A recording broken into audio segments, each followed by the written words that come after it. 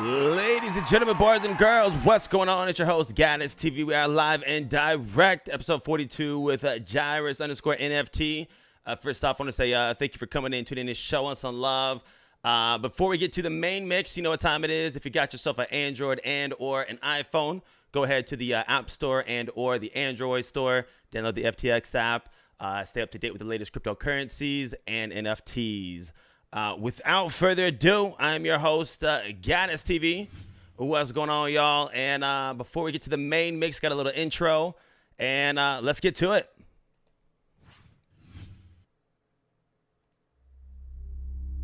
There will come a time when a world of our making becomes so real, it cannot be divorced from our own. No longer will you ask what is real, but what form at birth once poured from the crucible. Unto this fire, our world is born.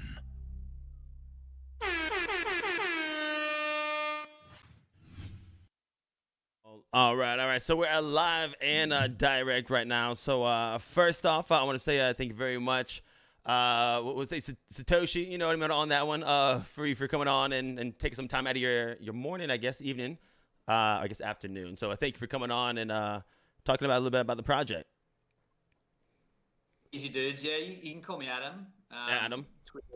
Twitter is at no I am Satoshi. Play on the Spartacus legendary film.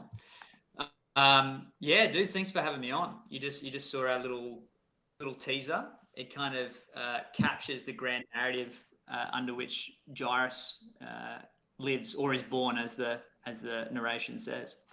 Thanks for having me. 100%. For the people that will be, I guess, coming in and listening in general, of course, some people won't know about the project. You know, a little bit about yourself. For the people that don't, just, I guess, give us a little background.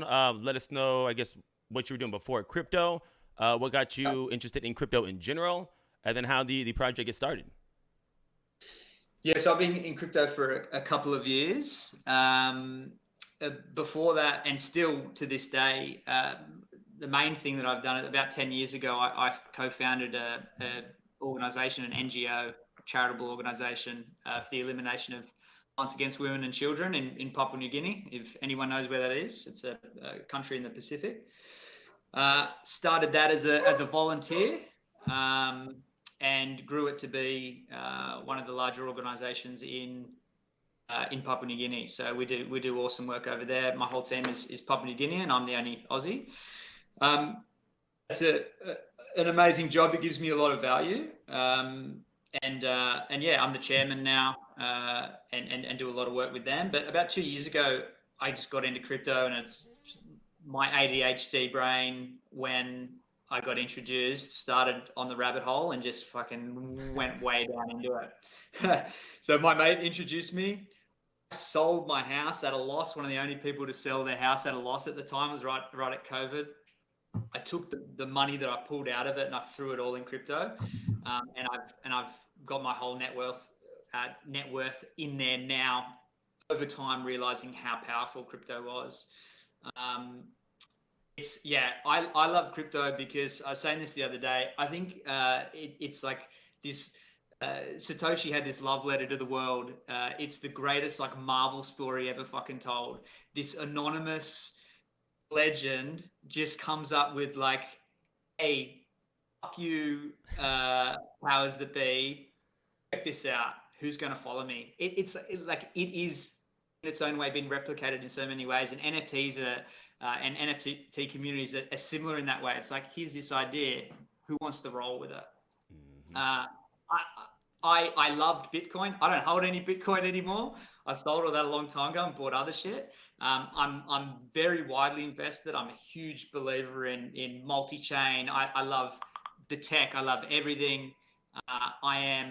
I'm deeply involved in crypto all the way across. I wish people would stop messaging me on Slack. And then NFTs in January. So bought some sandbox land. And got into some other smaller projects, qubits, if anyone's ever heard of that. And then got into sewer rats, amazing. But then I got into rumblekongs. Rumblekongs, I got a big bag. I did very well with rumblekongs. They're killing it right now. Amazing team. Wasn't much hype at the start, and I have fucking delivered big time. $4.5 million raise they've just done on top of like volume, fucking mental volume, like big hitters, like legitimately are going to be up there with Bored Ape, Animoca Brands, CAA, like huge raise. Under Hush Hush as well, just came out a few days ago. Massive. Steph Curry, you know, all of these buyers. Sandbox has obviously done really well. I fell in love with NFTs, and then I'm looking around and I'm like seeing all this sameness pop up. And my mate, since we were 15, Chris Harkin, he's a fucking genius, absolute fucking genius. Sits in front of his computer, doesn't like photos taken of him. Tried to get him here today, and he was like, "Oh man, I'm not gonna do that." ChrisHarkin.com. He's a FX artist. He's always been brilliant. He was a prodigious musician when we were younger. Still is. Just one of these people that like I've always been like, man, you're too fucking good for people to not know you. And it took me 4 months to convince him to do an NFT project. And finally, he came on board. And so I got to start building this project with my like one of my closest mates. The thing that I looked at, I was like, there's everything's the same. Art's not great. Art in the NFT space is really not great if we're talking about PFPs. It just isn't. And sometimes that's okay. Like, I own a Thugbird. It's not. Yeah. That's the best one we've ever had on this show. 100%. Oh, man. Just get started. We should sample a few. Like, we're not talking about high-end art here. We're buying into a community that's fucking sick, right? That's what that is. And that's okay. That's cool. Same with Solana Monkey Business. I'm in there now. Art, like, it's what it is. It's the community that you're buying into, right? Yeah. Oh, he's an artist. I'm an artist as well. I'm a creative. I have been since I was a young man. I wanted to make something that was actually a PFP that was every single one was truly beautiful, that looked amazing. And I think he's fucking achieved it. And I hated the fact that there was no lore. There's no driving narrative in any fucking project, even the gaming ones with the ton behind it. I haven't seen anyone unveil a ton of fucking narrative. And I'm a writer. I'm a creative by heart. And I was like, why the fuck? The ones that had a little bit of lore seem to be going really well.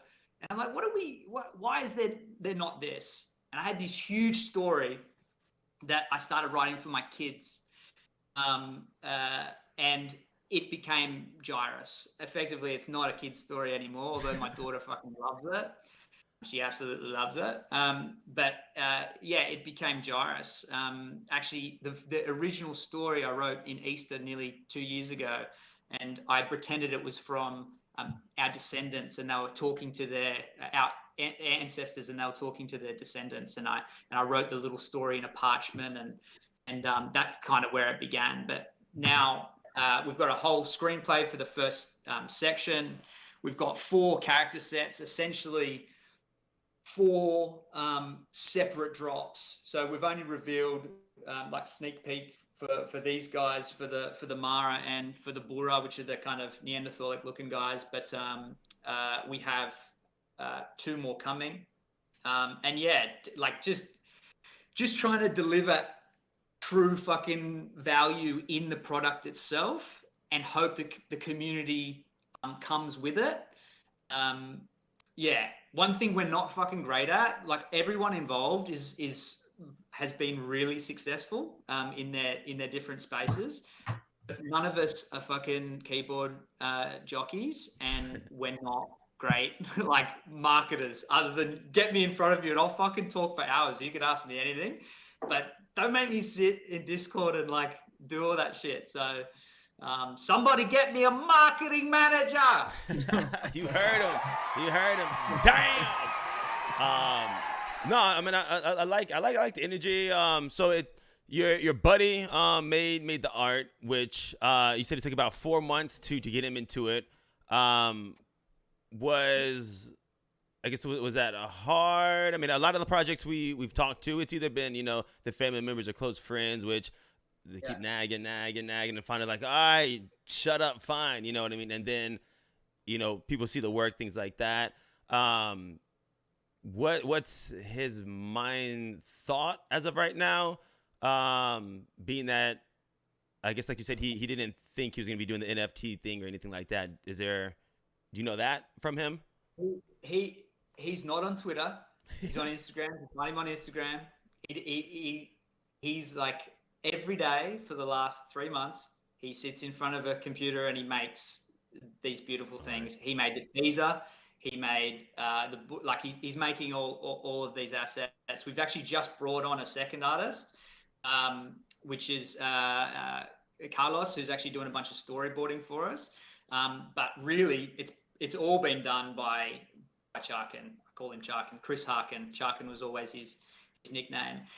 He didn't come along for so long because of the issues with the environmental damage caused by the Ethereum network. Mm-hmm. And it took me a while to explain to him the NFTs in the first place and sort of take him through. And he's looking at Bored Ape and he's looking at all these. He's like, I'm sorry, man, but I'm not going to make this. This is shit. Like from an art perspective, he did not want to be involved. So I had to get him past that hurdle and say, like, this is what I'm talking about. I want to make something really great. Can we do that? Yeah. And then it was the environmental thing. He already is on the computer quite a lot. That's actually an old sculpt that you just pulled up. Of the female Bora, they'll come in a later season. But after he was worried about the environmental damage, so I taught him about. I looked for other solutions. Taught him about layer 2s initially. We were going to be on IMX. They couldn't give us what Solana could give us. And what was that for the people that are honestly like new people, like, because I know a lot of people in the industry will know what's going on, but for like the mom and pops, you know what I mean, on a simple terms, why did you choose Solana on that one? Because we've got these big plans. If people want to jump on our website gyrus.io, we've got all these things that we want to do. One of which being a DAO. You can't. Sorry, that's our Discord. If you go to our shit. gyrus.io. The wrong one. There we go. My bad. If you go to you can't have a DAO or you can't have a truly on-chain DAO on IMX. You can do things off-chain and then but you can't. It's not all the way there. So you've got to find hacks, and maybe they'll get there, but actually maybe they won't, because that's not what they're designed for. They're designed to be a layer 2. They're designed to have this kind of batch transactions and use the Ethereum network. I love Ethereum. I'm involved in Ethereum. It can't scale. It needs those solutions. The problem is I want to have everything. I want it to be at low cost for people.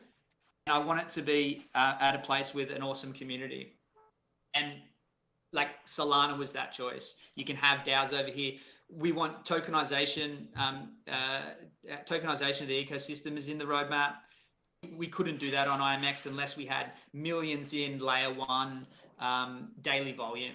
So, it just wasn't suitable. Again, I think IMX is awesome. Also, I think the technology is great. I'm such a big believer in crypto broadly. Mm-hmm. There's no shade there. They just can't give us what we want to do, what we want to achieve. Yeah. So with the project, scroll down a little bit. So is it going to be, I guess, y'all are trying to have like a TV, I guess, like I said, it's pilot, a TV show, or I guess what are the plans of the project itself? Yeah, so first and foremost, we've got this like epic lore. If if people go and check out the manifesto, there's like what we call the preamblic history, which is like the prologue to Gyrus. It kind of explains, what world we're entering with our screenplay. We've already released the first scenes of the screenplay to our community, and I have storyline for donkey's years. The idea is that we're going to be funding a what's called a treatment, or hopefully the whole pilot episode of a big Gyrus series. That's what we want to do. I'd like people to look at the project as the art and the NFTs that it is, combined with the lore. Every single mint has airdrops associated with it, and I've funded all this. This is all pre-funded. See, this is the difference between a lot of projects. I've been very lucky. I bankrolled my friend to take him out of other work, and he's an equal partner with me. But I just said, the only way we're doing this is if this is how much I'm going to prove to you, and I put the money in his hands. It's the same thing for I've already bankrolled. All the 4 art has been done. So there's 4 separate drops. There's the Bora drop, which is happening on the 21st. And then there's the Mara, then the Mingieri, then the Dawar. Communities will decide as we move along when they want us to release it. The art is there. The art has been done. And we have item drops for every single NFT you hold. So the Bora, for example, part of the story is that they're bound by these these Jua trees. These Jua trees are very sacred, but the warriors they're drawn to these saplings that essentially become weapons for them. And if they're a warrior, that they find their Jua tree. So the Burau, which is a class that you can roll, they will be airdropped their Jua. They'll also later be airdropped an Og. Now, an Og is like a dog. Sorry. Shocking. That was my artist. That was Chris. Chris, where you at? Chris, come on, son. Come on, son. I should have fucked with him. I should have put him on. Hey, what's going on? No. He would have been like, "Are you serious?" And then hung up on him. Yeah, all the Buras will get an Og. So the Og is based on, just like all of our creatures, they're based on Australian megafauna, and it's based on like basically these giant fucking wombats, like a bear. And the Buras in the screenplay, the Buras, they're like dogs for Ogs are like dogs for Bura, but they fucking ride them, and they ride them into battle. So everyone who has a Bura will end up getting an Og, and that will be their fucking battle Og. And so the Ogs will be like from your basic, just like they're chilling out in their burrow, like they don't have their armor on, to the fucking epic one will have, a saddle on it and some sweet armor. We've also got the Bulka, the Diedna. So the 4 main characters, all that artwork is either finished or soon to be finished. All the creatures are the ones that'll be developed after, but has already been bankrolled. So essentially, I want people to think about that when we talk about what we really want to do as creators. We want to make this pilot. We want to make the pilot to get further funding. We're not trying to use this to create a whole TV series on its own, because if you want to do something great that's not hokey and bullshit, you actually need a ton of investment. And unless we became, the biggest, which would be great, fuck it, if we could do it ourselves, let's do it. But unless you do, you have to put together something compelling to take to studios. And we know that it is the golden age of television right now. There's so much content creation, and when I say cinematic television, we know that all the TV never used to be shit. It used to suck. Now you got fucking Game of Thrones, and now you got fucking Lord of the Rings, and you've got some epic shit, right, coming onto TV. TV is different now. You can tell rich stories. you can put big budgets into making something beautiful. So our plan is to, whatever happens, if we sell zero, which we fucking won't, but if we sold zero, we have all of the assets and the funding to make a what's called a treatment, and a treatment is essentially a fucking pitch deck to a studio to say, hey, this is our story, we want to fucking make it. You know, you can see awesome ones from super simple, but for like Stranger Things, they use other people's art. It's you know, at the very least, that's what we're doing. We're building this regardless. But what we want is to integrate this fucking amazing world of Web3 and community, and try and build the people's fucking Marvel Studios. Try and build the what Disney should have been, and what Star Wars should have been before Disney fucking came in and heaps woke execs decided to start, you know, telling actors and fucking playing with storyline and doing all that shit. No, like let the people decide what creativity is. Let them own it. Let them grow it. That's kind of the massive goal for us. But what I really want to do, every fucking project wants to come and be like, we're mooning, we're doing this. That is why you're all so sad right now, because you are chasing the fucking pump. You're all chasing the pump. Someone one of the big guys, I can't remember which one, so I don't want to. It wasn't Soul Legend. It was one of the other big guys was talking about. Oh yeah, New Dumb Money. Yeah, I was thinking New Dumb Money. The co-host. Yeah, he's an idiot. All right, no, we were just bullshitting. We're saying we were trying to give New Dumb Money some props. Yeah, it was New Dumb Money. He's the smart guy. It's him. Or no, go ahead. I haven't said a whole lot, but that's because I've been ranting and probably still got some burger on it. Just fucking man. It was this massive spaces, Solana spaces, and people are talking about, oh, you know, the problem is that there's no liquidity in the Solana ecosystem because, you know, everyone bought these things and now they're not worth anything and you can't get rid of them. And I'm like, yeah, of fucking course. You bought shit. You didn't like it. That is why everyone is selling it. Yeah. I buy things that I fucking like. I don't sell them unless they've made me tons of money. Yeah. And then it's a business decision, and then maybe I have to get rid of it. Buy shit that you like. If you keep chasing, how many's in the Discord? How many's in the Twitter? What's the You're starting from the wrong spot, in my opinion. Yeah. Find something you fucking want. Find something that you want to be part of. Like the art. Have something that you want to be like, check this fucking thing that I have. Like, research it. Enjoy it. Don't chase the pump. That is why you're all sad. And that is why you are upset when everything goes to shit, because all of the money that you put in, your hopes and dreams, it's gone to fucking nothing. And you don't have anything worth anything. You've paid and you've got fucking nothing out of it. So on a flip side question, because you gotta back up the viewers, so to say.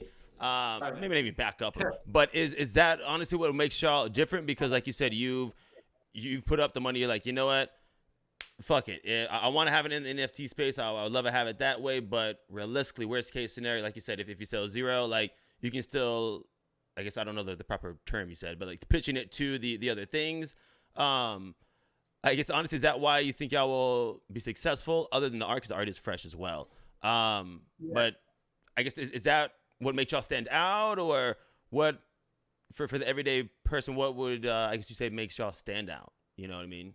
Which y'all do in my case. But I think for the everyday person, all of that stuff is what makes us stand out. The fact that we're actually trying to make something tangible that they understand. They're like, oh yeah, fucking heaps of TVs getting made, and also heaps of shit TVs being made. Shit TV.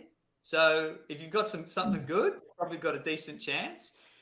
But I like for those who are initiated, again, just go check out the roadmap. Like, I love this space. We've integrated DeFi, DAOs. Like, you know, we've integrated all that into this, not for the sake of it. I went through my roadmap again last night because I was listening to people say, you know, so sick of all these projects, you know, promising this, and I was like, fuck, am I doing that? I better go through it again.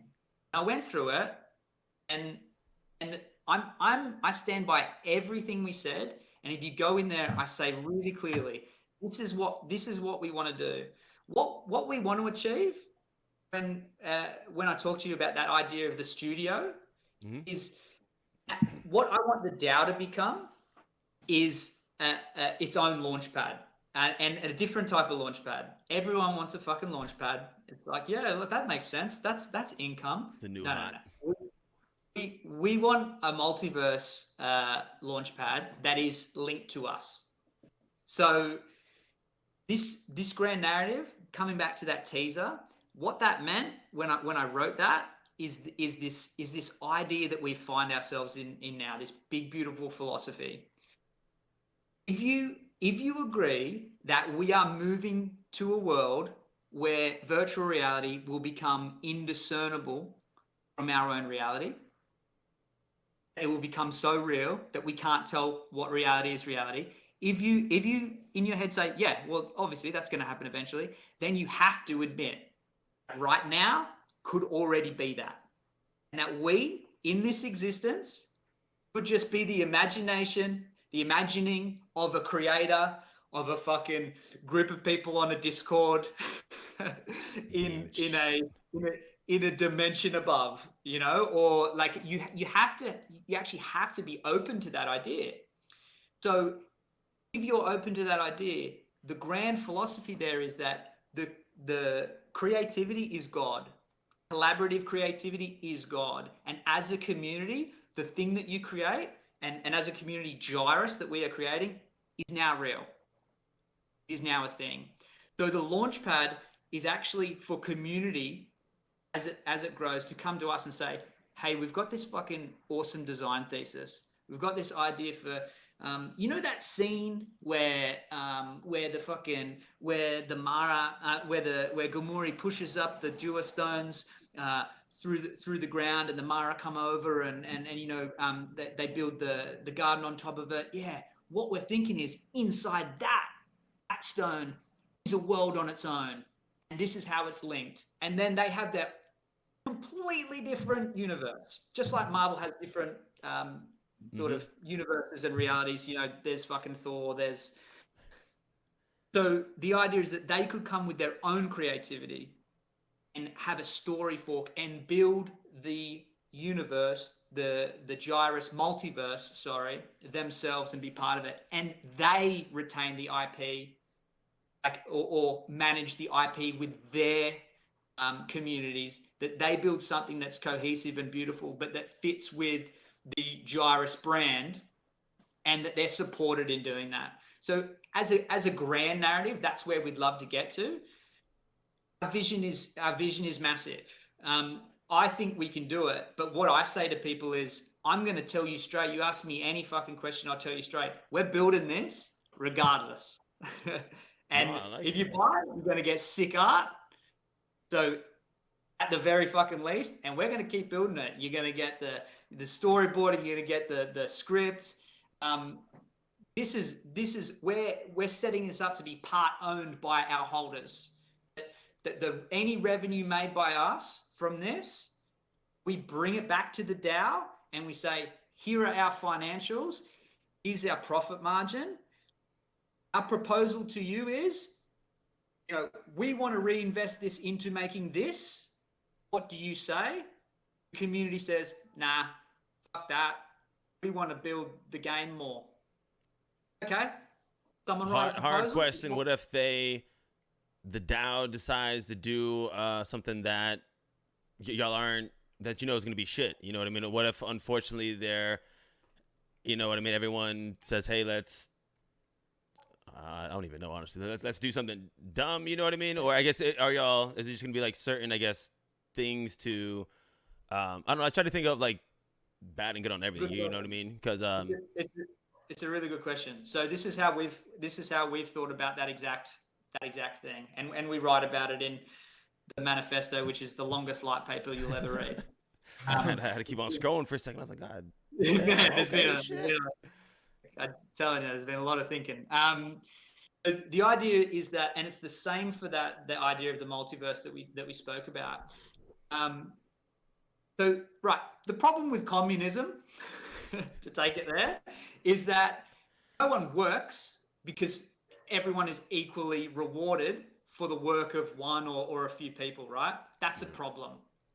It's also a problem when power is concentrated too much to one person. So I think the way that DAOs and communities can work really amazingly is actually forming a relationship between their intellectual property and being rewarded for that intellectual property, whilst also giving back to the community and having some ownership and guidance. So the DAO splits revenue. So part owns the revenue from the story, doesn't fully own it. The IP retains with a registered company, fully registered, fully legit. So they share that ownership, and the IP of the story remains with the creators, which is me. But they can have their own IP, which becomes theirs. It just can't interfere with the already written story. They can't come back and say, we decided we're not going to, as a group, we've decided we don't want that person to be killed. Fuck you. I wrote the story. You write your own story. If you want to go if you want to come to the DAO and say, I've written a whole new version of the first series, and I think it's better, and they all say, yeah, we want to make that, go for your fucking life. That's fine, but just don't mess with mine. So on, and we're getting, I mean, we're past the 30, so we're gonna get it close to that right at that 45-minute mark on there. But on that one, so in essence, say you make like the project's made, we mint it. Minting one gives you that ownership to, like you said, hey, if I think, I want to have this story, they can, I guess, create that one because you have ownership of that. Is that essentially correct? And then depending on if like the DAO says, hey, I like your suggestion, Gaddis, let's do it that way, or they just knock it down. But is that in essence how it goes because they own a piece of that NFT? So I should have been clearer. The NFT is yours. It's yours. You just don't have the story. So the overarching story is not yours. But the NFT that you have, that's completely yours. I don't have any access over that as soon as you have it. Do whatever you want with it. Also, you'll have on-chain identity. So you'll get to write your name, you'll get to create your backstory. I would love it if the backstory was very Gyrus related, but do what you want. That's yours. It becomes yours. So on that level, completely yours. You have ownership over it. My point is that we've written a truly immersive story and storyline, and that's something that's our IP. That's gonna rest of it, yeah. I heard that. Also, with the that idea of the multiverse, the DAO, what we're gifting is actually the larger idea. So think of it as like, I've written Iron Man. I retain the IP for Iron Man. But you can have your own Iron Man variations. But someone comes along and comes up with Thor, then that becomes theirs. The Marvel Universe analog, or the Gyrus Universe analog, actually belongs to the DAO. That's the difference. So the DAO actually owns the analogous to the Marvel the Marvel multiverse, whereas we have Gyrus from a story perspective. The NFTs are yours. And how many NFTs are you gonna have? And I guess what are y'all looking to go price point wise? So we're 1.5 Sol, and we're 2,735 Bora. That's our Bora, our first drop. The plan is to have 4 drops of the same size. Again, the drop schedule, the art is done. If we sold straight away, and the community said, "Fucking put the other one out," then we can do that. We'll let the community of holders decide. So it won't be an official DAO until we set up a DAO, but we will have a structure where holders can vote as to when the release of the Mara happens, and so on and so forth. So there's 2,735 planned for each of the 4 characters. Again, though, if community decides that they want more, they want less after this first drop, that's going to be up to the community. Whatever they think is going to be the most valuable way, we will put input what we think, and the community can decide. We don't assume that we know more than the community. We're focusing on building the stuff. The rollout, we're very interested on what people, on what people think and what they want. Another question is that we honestly asked just about like everyone, even FTX that came on. What were, and it might be different since y'all made a lot of the things already. What were some of the, I guess, the hiccups y'all had on the way to this point, like now, and then and then how, I guess, when you might have said it beforehand, when initially did y'all think about it? Like how long did the time frame, is it like 4 months, 6 months? Like, I guess, what hiccups did y'all have, and how long did it take to get to now?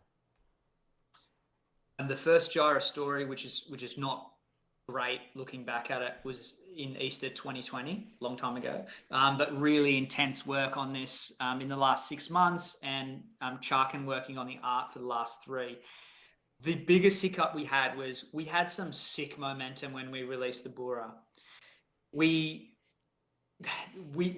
stuffed up that momentum pretty bad because we then went into the teaser development. The teaser development took so much longer, and even the render took a week because it's like such high quality. I can imagine. So we had all this buzz, this mad organic buzz, and then it's like we virtually went dead for 6 weeks because we're like working on shit, and there's only so much you can kind of milk the Bura.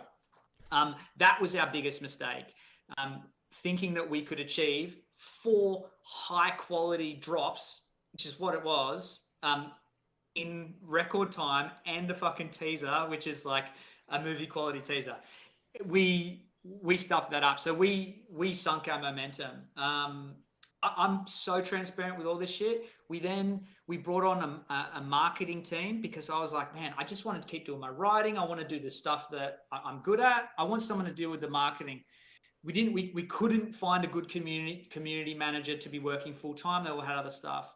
So couldn't find it. Got a reputable marketing company, and they fucking let us down massively. I pulled all my investment after a month. They hadn't delivered.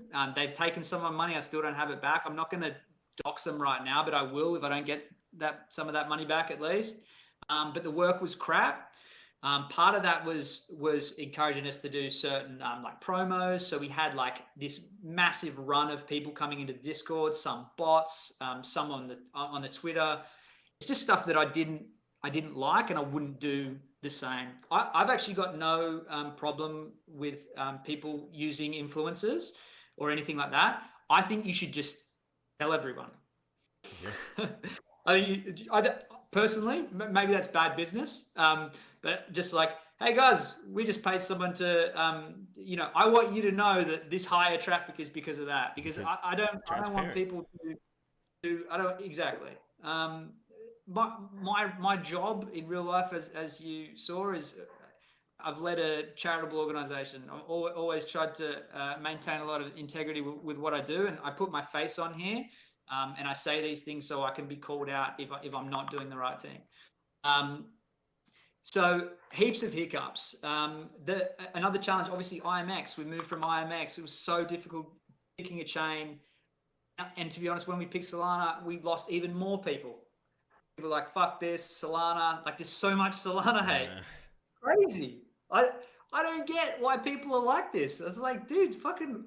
Why are you so sitting in one camp? Everyone's a max on their own stuff, you know what I mean? Unfortunately, that's